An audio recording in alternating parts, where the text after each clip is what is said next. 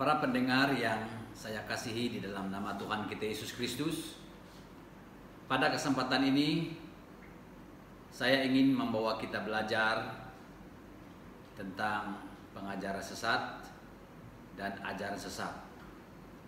Karena ini yang banyak berlaku dalam gereja pada masa kini. Dalam Alkitab pun menjelaskan bahwa pengajar sesat yang membawa ajaran sesat yang ingin menyesatkan jemaat, dan ini yang perlu kita hati-hati. Nah, dengan itu saudara yang kekasih dalam Tuhan Yesus, mari kita melihat dalam Alkitab yang saya ambil dalam 2 Timotius pasal yang kedua ayat 14 sampai ayatnya yang ke-26. 2 Timotius pasal yang kedua ayat 14 sampai ayatnya yang ke-26. Firman Tuhan, ingatkanlah dan pesankanlah semuanya itu dengan sungguh-sungguh kepada mereka di hadapan Allah, agar jangan mereka bersilat kata, karena hal itu sama sekali tidak berguna, malah mengacaukan orang yang mendengarnya. Usahakanlah supaya engkau layak di hadapan Allah sebagai seorang pekerja yang tidak usah malu, yang berterus terang memberitakan perkataan kebenaran itu. Tetapi hindarilah omongan yang kosong dan yang tak suci, yang hanya menambahkan kefasikan. Perkataan mereka menjalar seperti penyakit kanker.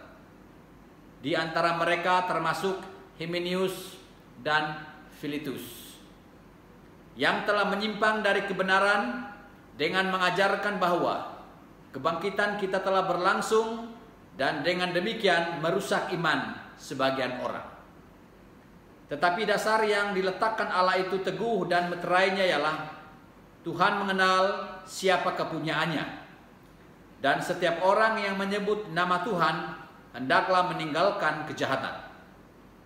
Dalam rumah yang besar bukan hanya terdapat perabot dari emas dan perak, melainkan juga dari kayu dan tanah.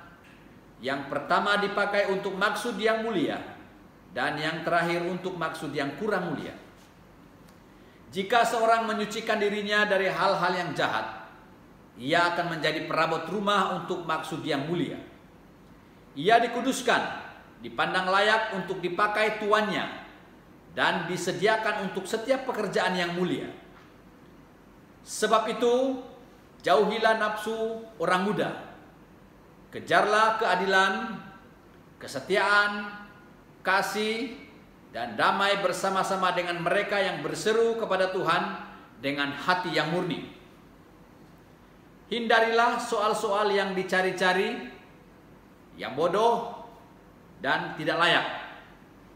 Engkau tahu bahwa soal-soal itu menimbulkan pertengkaran. Sedangkan seorang hamba Tuhan tidak boleh bertengkar, tetapi harus ramah terhadap semua orang. Ia harus cakap mengajar, sebab sabar dan dengan lemah lembut dapat menuntun orang yang suka melawan. Sebab mungkin Tuhan memberikan kesempatan kepada mereka untuk bertobat dan memimpin mereka sehingga mereka mengenal kebenaran. Dan dengan demikian mereka menjadi sadar kembali karena terlepas dari jerat iblis yang telah mengikat mereka pada kehendaknya. Para pendengar yang dikasihi oleh Tuhan Yesus, konteks ayat ini adalah konteks yang membicarakan mengenai adanya pengajar sesat yang menyesatkan jemaat Efesus yang sedang digembalakan oleh Timotius pada waktu itu. Nah, jadi dari teks pembacaan kita ini, Bapak Ibu, saudara yang saya kasih dalam Tuhan Yesus, saya simpulkan menjadi satu tema untuk kita pelajari sama-sama, yaitu strategi menghadapi pengajar sesat. Strategi menghadapi pengajar sesat. Nah, jadi kalau kita berbicara tentang pengajar sesat, ini adalah orang yang membawa ajaran yang menyimpang dari Alkitab, atau orang yang mengajar Alkitab dengan salah. Jadi kalau ada pengajar sesat, pasti ada ajaran yang sesat dibawa oleh pengajar yang sesat. Jadi kalau ada pengajar sesat dan ajaran sesat, pasti ada jemaat yang disesatkan oleh pengajar sesat. Nah, dengan itu Bapak Ibu yang kekasih dalam Tuhan Yesus, di sini kita akan mempelajari bentuk ajaran sesat yang diajarkan dan siapa pengajar sesat dan bagaimana situasi atau kondisi jemaat yang disesatkan pada waktu itu. Baiklah, saudara yang kekasih dalam Tuhan Yesus, kita melihat apa bentuk ajaran yang dibawa oleh pengajar sesat. Bentuk ajaran sesat yang pertama adalah kita lihat di ayat 14. Ingatlah dan pesankanlah semuanya itu dengan sungguh-sungguh kepada mereka di hadapan Allah, agar jangan mereka bersilat kata. Jadi bentuk ajaran sesat yang pertama adalah bersilat kata. Pengajar sesat mengajar jemaat supaya bersilat kata, yaitu bertengkar. Apabila jemaat bertengkar dengan jemaat yang lain, maka terjadilah perselisihan, terjadilah perpecahan satu dengan yang lain. Ini bentuk ajaran sesat. Yang kedua, bentuk ajaran sesat yang kedua, kita lihat ayat 16. Tetapi hindarilah omongan yang kosong dan yang tak suci, yang hanya menambahkan kefasikan.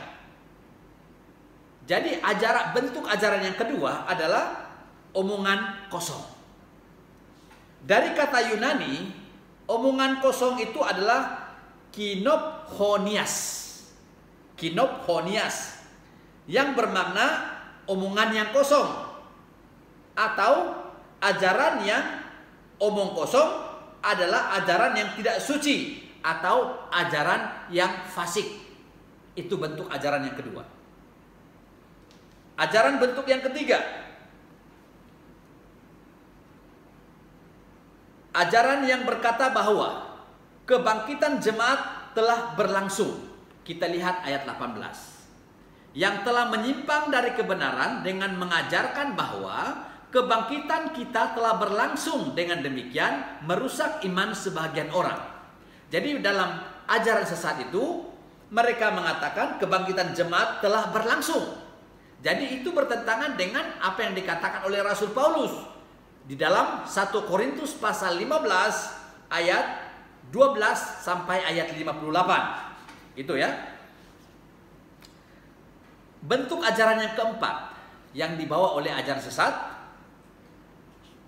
mereka mengajar jemaat untuk melakukan kejahatan. Kita melihat di ayat 19. Tetapi dasar yang diletakkan Allah itu teguh, dan meterainya ialah Tuhan mengenal siapa kepunyaannya, dan setiap orang yang menyebut nama Tuhan hendaklah meninggalkan kejahatan. Jadi jemaat diajar oleh pengajar sesat untuk melakukan kejahatan pada waktu itu. Sehingga Paulus mengatakan di sini, setiap orang yang menyebut nama Tuhan hendaklah, ini kata perintah, meninggalkan kejahatan. Ya. Dan ayat 21, jika seorang menyucikan dirinya dari hal-hal yang jahat, ia akan menjadi perabot rumah untuk maksud yang mulia, ia dikuduskan, dipandang layak untuk dipakai tuannya, dan disediakan untuk setiap pekerjaan yang mulia. Nah, jadi itulah bentuk ajaran sesat yang dibawa oleh pengajar-pengajar sesat.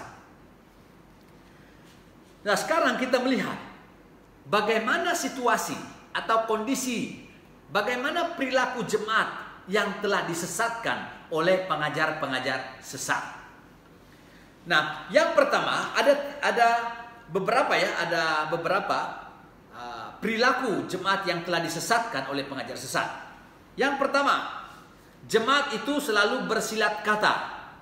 Nah, itu keadaannya. Karena diajar oleh ajar sesat, sehingga jemaatnya selalu bertengkar. Mereka tidak bercakap tentang hal-hal rohani, tetapi mereka bertengkar terus.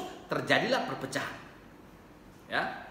Yang kedua, situasi jemaat yang dipengaruhi oleh ajaran sesat. Ada jemaat yang melakukan kejahatan. Kita lihat ayat 19 dan ayat 21. Nah, karena dipengaruhi oleh ajaran sesat, maka jemaat melakukan kejahatan terus-menerus. Kenapa? Karena mereka disesatkan. Yang ketiga, situasi jemaat yang disesatkan oleh ajaran sesat. Ada jemaat yang mencari hal-hal yang bodoh. Kita melihat di dalam ayat 23. Hindarilah soal-soal yang dicari-cari, yang bodoh, yang tidak layak. Dari kata Yunani, ya, dari kata Yunani itu adalah moros, yang berarti memberontak.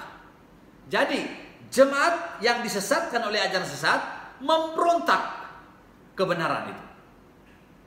Nah, yang keempat, situasi jemaat yang disesatkan oleh pengajar sesat, yang keempat adalah ada jemaat yang mencari hal-hal yang tidak layak, yang tidak layak. Kita lihat di ayat 23. Hindarilah soal-soal yang dicari-cari, yang bodoh, yang tidak layak. Nah, jadi ada jemaat mencari hal-hal yang tidak layak. Yang tidak layak dari kata Yunani yaitu apaidiotos. Apaidiotos, yang bermakna tidak terpelajar. Artinya ada jemaat yang tidak mau diajar dengan ajaran yang benar. Kenapa mereka tidak mau diajar dengan ajaran yang benar? Karena mereka telah disesatkan oleh pengajar sesat. Yang kelima, situasi jemaat yang telah disesatkan. Ada jemaat yang mencari soal-soal yang dicari-cari. Ya, kita lihat di ayat yang ke-23. Hindarilah soal-soal yang dicari-cari. Dari kata Yunani jetesis, yang artinya perselisihan, perdebatan. Nah, intinya di sini adalah ada jemaat yang suka mencari-cari perselisihan agar jemaat menjadi kacau. Nah, jadi kalau jemaat itu berselisihan, mencari-cari permasalahan, maka jemaat itu kacau. Ya. Yang keenam, ada jemaat yang terikat oleh jerat iblis. Nah, ini dia. Inilah situasi jemaat yang telah disesatkan oleh ajaran sesat. Jemaat itu terikat oleh jerat iblis. Nah, para pendengar yang dikasihi oleh Tuhan Yesus, sekarang bagaimana menghadapi pengajar sesat dan ajaran sesat yang menyesatkan jemaat? Apa strateginya? Nah, kalau saya perhatikan dalam teks pembacaan ini ada 13. Ada 13 yang harus kita tahu bagaimana cara menghadapi pengajar sesat dan ajaran sesat. Nah, yang pertama, kita melihat di ayat 15. Jemaat harus konsisten dan berterus terang memberitakan kebenaran. Karena kebenaran Tuhan harus diberitakan dengan jujur dan tulus. Ini ayat 15 ya. Usahakanlah supaya engkau layak di hadapan Allah sebagai seorang pekerja yang tidak usah malu, yang berterus terang memberitakan perkataan kebenaran itu. Harus berterus terang. Jemaat harus konsisten.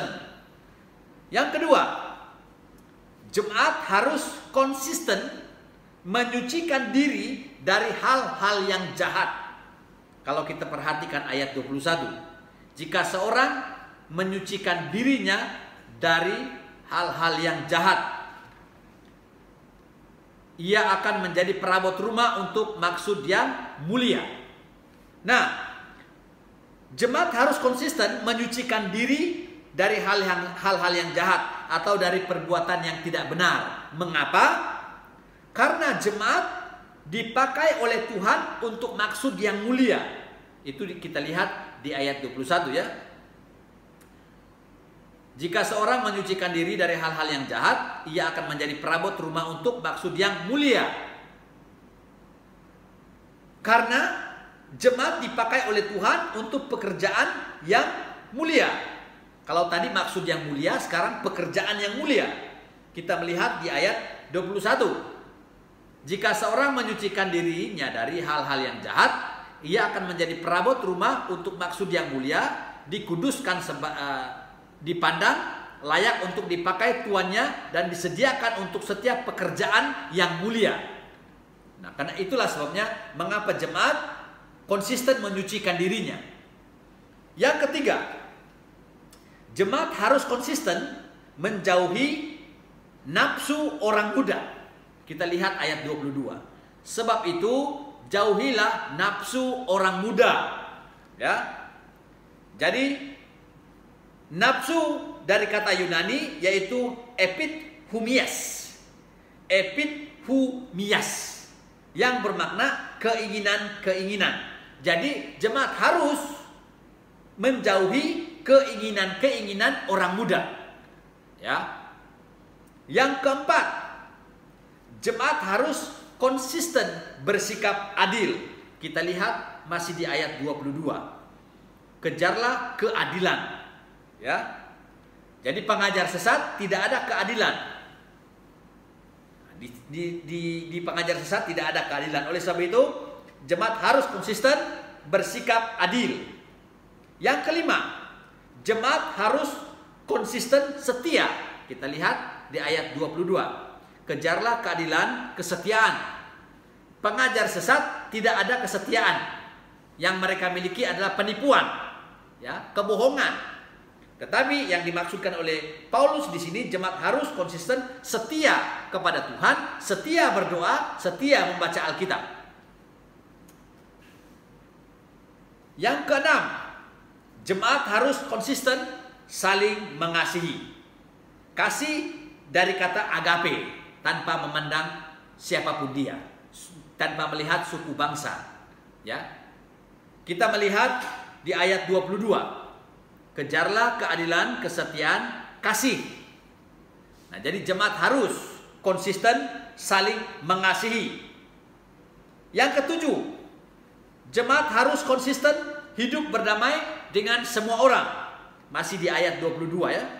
Kejarlah keadilan, kesetiaan, kasih, dan damai bersama-sama dengan mereka yang berseru kepada Tuhan dengan hati yang murni. Nah, jadi jemaat harus konsisten hidup berdamai dengan semua orang tanpa memilih suku bangsa, tanpa memandang rupa. Ya.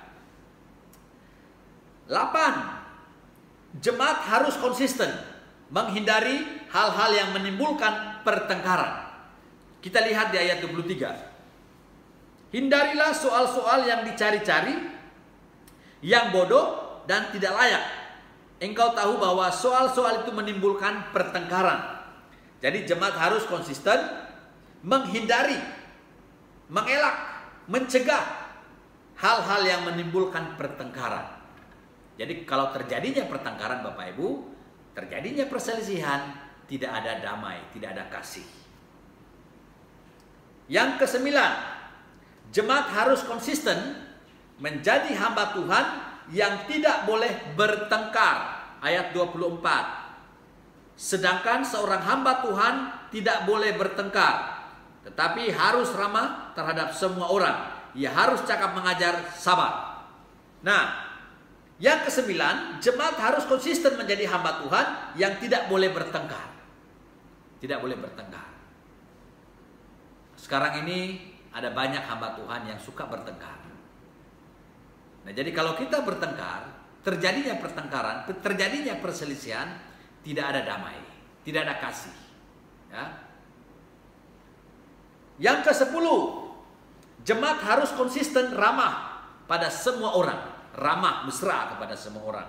Kita melihat di ayat 24. Sedangkan seorang hamba Tuhan tidak boleh bertengkar, tetapi harus ramah terhadap semua orang. Ramah. Yang ke-11, jemaat harus konsisten dalam cakap mengajar jemaat. Pintar mengajar jemaatnya tentang kebenaran. Ya. Kita melihat di ayat 24. Tetapi harus ramah terhadap semua orang. Ia harus cakap mengajar. Ke-12, jemaat harus konsisten dalam kesabaran. Masih ayat 24. Ya, jemaat harus konsisten dalam kesabaran. Jadi kalau kita tidak sabar Bapak Ibu Saudara, maka terjadilah pergaduhan. Tidak adalah kesatuan, tidak adalah kedamaian dalam jemaat itu. Ya. Yang ke-13, yang terakhir, strategi bagaimana menghadapi pengajar sesat dan ajar sesat yang menyesatkan. Yang ke-13, jemaat harus konsisten bersikap lemah lembut dalam menuntun jemaat untuk bertobat. Kita melihat di ayatnya yang ke-25. Dan dengan lemah lembut dapat menuntun orang yang suka melawan, sebab mungkin Tuhan memberi kesempatan kepada mereka untuk bertobat dan memimpin mereka sehingga mereka mengenal kebenaran. Jadi inilah strategi yang kita guna pakai untuk menghadapi pengajar sesat dan ajaran sesat yang dibawa oleh pengajar-pengajar sesat. Nah, dengan itu saudara Bapak Ibu yang kekasih dalam Tuhan Yesus, marilah kita memperhatikan beberapa kebenaran yang sudah dikongsikan untuk kita pada saat ini. Biarlah nama Tuhan saja dimuliakan di dalam kehidupan kita. Terpujilah Tuhan. Demikianlah perkongsian firman Tuhan. Haleluya. Amin.